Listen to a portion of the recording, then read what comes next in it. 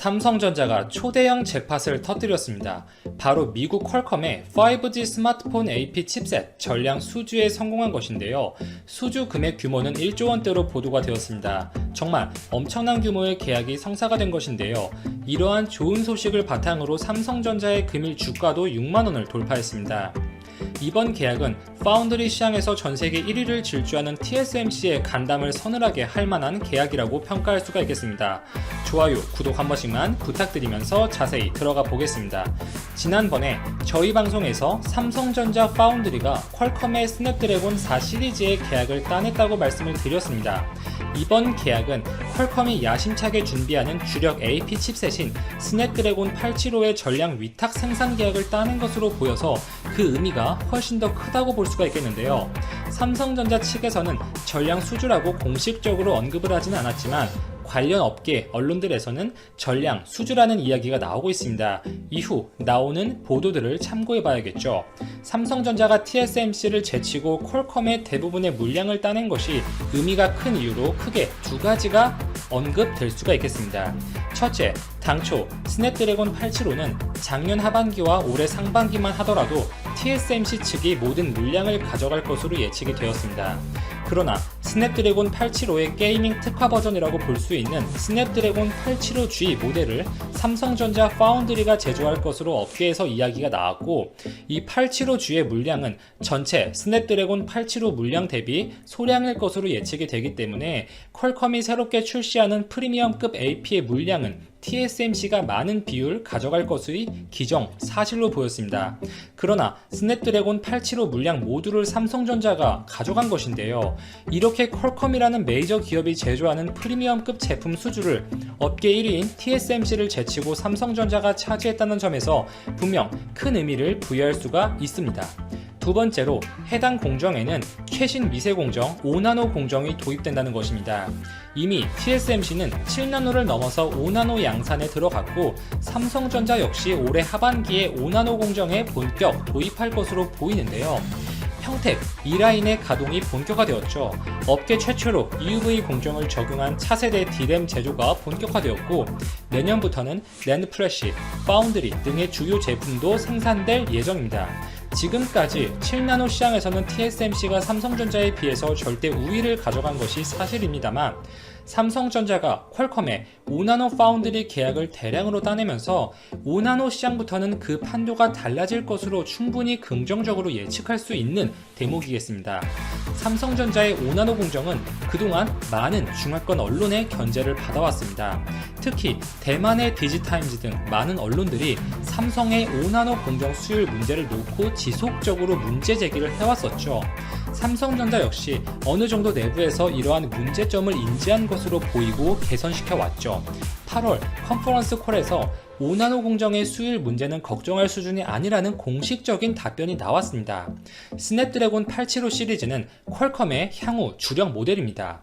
삼성의 갤럭시 S21이나 샤오미, 오포 등의 최신 프리미엄 스마트폰에 탑재가 될 것으로 예측이 되고 있고, 여기에서 삼성전자 파운드리를 택했다는 것은 삼성의 5나노 공정 기술력에 대해서 퀄컴 역시 충분히 인정을 하고 확신을 했다고 봐야겠죠. 평택의 EUV 라인 증설을 맞아서 삼성전자도 이를 알릴 수 있는 대형 계약의 성사가 필요한 시점으로 판단되고, 실제로 고객사의 입장에서 생각해 볼 때도 삼성전자의 제품 납품 단가가 동일 공정 기준 TSMC에 비해서 20에서 30% 정도 저렴한 것으로 추정이 되고 있습니다. 그리고 많은 고객 기업들을 이미 확보한 포대 높은 TSMC에 비해서 삼성전자는 아무래도 고객사의 요구 사항들을 세심하게 맞춰줄 가능성이 높겠죠. 장기적으로 파운드리 시장이 TSMC가 거의 독점하는 구조로 가게 되면 고객 기업들 입장에서도 제품 단가의 협상 문제가 발생할 수밖에 없기 때문에 삼성전자와 TSMC의 어느 정도 물량을 균등하게 나눠주는 것이 장기적으로는 좋습니다. 그리고 TSMC가 실제로 최근에 생산 캐파가 한계에 부딪혔다는 소식이 공공연하게 전해지고 있죠. 애플, 인텔, AMD 등의 많은 대형 고객사를 둔 TSMC가 현재의 공장 규모와 생산 능력으로는 이러한 대형 고객사들의 주문량을 충분히 감당해내지 못하고 있는 형국입니다. TSMC가 추가적인 설비 투자의 명목으로 올해에만 180억 달러, 2조 원이 넘어가는 금액을 사용했음에도 불구하고 여전히 고객 기업들의 생산 일정을 맞추기에는 굉장히 타이트한 상황으로 여겨집니다. 이렇게 파운드리 시장은 정말 드라마틱하게 성장을 하고 있어요. TSMC와 삼성전자가 미리 예측한 것보다 더 빠른 속도죠. 실제로 내년이면 삼성전자 파운드리 사업부의 매출은 50% 이상 증가한 20조 원대까지 또 가능할 것으로 예상이 되고 있고요. 이 퀄컴의 스냅드래곤 4 시리즈, 이 보급형 제품뿐만 아니라 5G 모뎀 칩 X60도 있죠. 그리고 IBM의 서버용 프로세서, 최근 엔비디아의 그래픽 칩셋 RTX 30 역시 삼성 파운드리가 계약을 따냈습니다. 대형 기업들과의 계약을 잇따라 성공시키면서 충분히 50% 이상의 매출 신장이 가능할 것으로 여겨집니다. 이와 같은 삼성전자의 연이은 성공, 수주에 대해서 다양한 시각이 있을 수가 있어요. 부정적인 견해라면 다음과 같겠죠. 여전히 업계 1위인 TSMC가 생산 물량을 감당하지 못하다 보니 삼성전자에게 온 일시적인 낙수 효과일 뿐이다. 이것은 즐거운 라디오 저희 방송에서도 많이 언급드렸던 내용인데 물론 부인할 수가 없는 부분이에요. 이번 계약 이전까지는 충분히 할 수 있는 이야기라고 볼 수가 있습니다.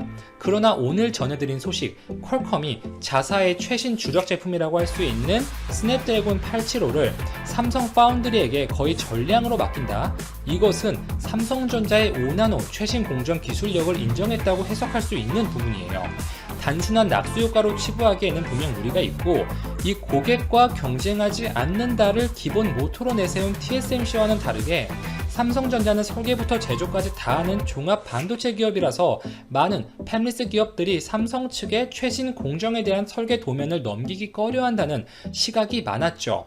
물론 많은 기업들이 의사결정을 할 때 자체적으로 고려하는 부분 중에 하나이긴 하겠지만 이번에 퀄컴이 삼성전자의 최신 제품에 대한 위탁 생산을 맡긴 것을 생각해 본다면 여러 가지 고려사항 중에 하나일 뿐 절대적인 요소는 아니라고 볼 수가 있겠습니다. 팹리스 업체들도 비용적인 부분이나 기술적인 부분에서 메리트가 있다고 판단되면 얼마든지 삼성전자 파운드리에도 물량을 맡긴다는 것이죠. 사실 일반적인 산업보다 이 반도체 특히 팹리스 업체들과 파운드리 기업들 간의 관계는 굉장히 밀접하고 끈끈한 편입니다. 신뢰가 기반이 되어야 되죠. 칩을 제조하기 몇 년 전부터 설계를 기획하는 시점부터 이 제품 생산을 맡길 파운드리 업체를 이미 염두에 두고 해당 기업들의 생산 라인, 인력 규모, 기술력, 장비, 캐파 이러한 요소들을 모두 고려해서 이미 설계를 합니다. 따라서 파운드리 업체를 바꾸게 되면 이러한 설계를 완전히 처음부터 다시 바꿔야 한다는 것이죠. 팹리스 업체들이 파운드리 교체에 굉장히 소극적이고 많은 고민을 할 수밖에 없는 이유가 되는 것이고 당분간 삼성전자가 1위인 TSMC를 추격하기 어려운 주요 원인으로 손꼽혀왔습니다. 퀄컴이 기존의 TSMC에서 삼성전자로 변경한 것 역시 삼성전자 측에서 분명 여러가지 좋은 조건들을 내세웠을 가능성이 높겠죠. TSMC와 비교해서 가격을 확 낮춘 조건을 제시했다든지 TSMC가 들어주지 않았던 요구사항들을 삼성전자가 받아들여줬다든지 그리고 장기적으로는 이렇게 경쟁 기업들의 물량을 나눠줘야 TSMC가 제시하는 가격을 낮출 수가 있는 요인이 되는 것이고요. 일각에서는 이 파운드리 기상청은 하이선이 5일 오전 9시 기준 일본 오키나와 동남동쪽 약 510km 부근 해상에서 시속 15km의 속도로 북북서진하고 있다고 밝혔다. 중심 기압은 920헥타파스칼, 강풍 반경은 450km, 최대 풍속은 매우 강한 수준인 초속 53m다. 전날 하이선은 7일 낮 경남 남해안에 상륙해 한반도를 남에서 북으로 관통할 가능성이 높게 적혀졌으나 경로가 동쪽으로 크게 이동하면서 예상 진로도 완전히 바뀌었다. 하이선이 우리나라 부근으로 왔을 때 서쪽에 있는 선선하고 건조한 공기의 영향을 크게 받으면서 서쪽으로의 이동이 저지되고 진행 경로가 동쪽으로 더 치우칠 것으로 분석된다. 이에 따라 기상청은 하이선이 7일 경상 동해안을 스쳐 북진하는 것이 현재 시점에서 보는 확률 중 가능성이 가장 큰 경로라고 설명했다. 다만 일본을 뒤돌아올지 일본 열도를 거쳐올지 등에 따라 추후 경로와 강도가 변할 수 있다. 하이선은 북상하는 과정에서 고수온 해역을 거치기 때문에 5일 오후 초속 54m 이상의 초강력 태풍으로 발달한다. 그러나 6일 이후에는 태풍이 발달이 저질해 위력이 줄겠으며 우리나라에 접근할 때는 매우 강한 태풍과 강한 태풍 단계의 중간 정도가 되고 우리나라 부근 지날 때는 세력이 더 빠르게 축소될 가능성이 크다. 기상청은 동쪽으로 진로가 옮겨져도 우리나라에 접근할 때 강도가 매우 강도는 강한 단계에 이르러 전국이 영향권에 들 것이라며 태풍의 중심과 가까운 동쪽 지방은 더 큰 영향을 받으니 철저한 사전 대비가 필요하다고 전했다. 태풍 위험 반원이 400km 이상으로 넓어 전국이 영향권에 들겠고 동해안에는 400mm 이상 폭우와 초속 40m 이상의 폭풍이 동반될 것으로 보여 마이삭의 연 2차 피해가 우려됩니다. 첫 초강력 태풍 상륙이라는 최악의 상황은 피할 수 있을 전망이지만 안심하긴 이릅니다. 예상 진로와 강풍 반경을 보면 9월 7일 아침에 제주도와 일본 규슈 사이를 경유한 후 오후에 동해안을 따라 북진하여 지나가고 이 무렵 강풍 반경은 360에서 400km로 전국이 태풍의 영향권에 들 것으로 예상된다. 이후 동해상에서 북진하면서 8일 새벽에 함경도 해안에 상륙하겠고 오후에 중국 하얼빈 부근에서 저기압으로 약화되겠다. 기상청은 6일 오전부터 태풍의 발생지보다 수온이 다소 낮은 28도씨 안팎의 해역을 이동하면서 세력이 조금씩 약해지겠으나 제주도와 일본 규슈 사이를 지나는 동안에도 945헥타파스칼 안팎의 매우 강한 강도를 보일 것으로 예상했다. 현재 30도씨 안팎의 고수온 해역을 느리게 이동하면서 지속적으로 발달하고 있으며 5일 자정까지 초강력의 강도를 유지하겠다.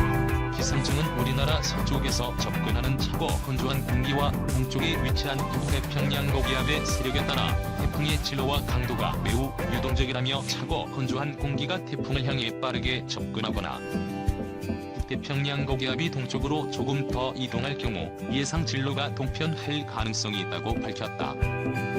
이 경우 태풍과 일본 열도와의 마찰이 강해지거나 건조 공기가 태풍 내부로 빠르게 유입되면서 태풍의 세력이 다소 약화될 가능성이 있다.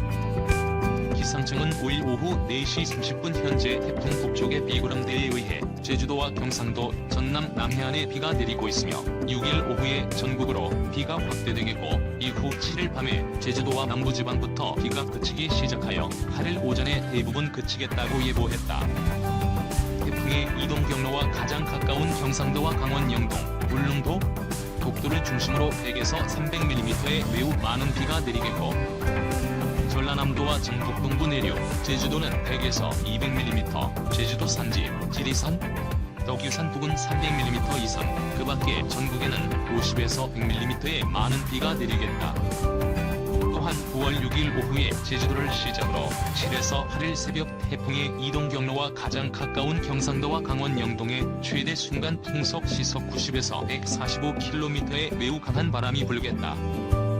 서해안과 전남 남해안은 시속 35에서 110km, 그 밖의 지역에서도 시속 35에서 70km의 강한 바람이 불겠다. 기상청은 6에서 8일 남해상과 동해상을 중심으로 강한 바람과 함께 최고 12m 이상의 매우 높은 물결이 일겠고 서해상에서도 3에서 6m의 매우 높은 물결이 예상된다며 특히 남해 동부 해안과 동해안을 중심으로 태풍의 낮은 중심 기압으로 인해 해수면이 평소보다 약 1m가량 더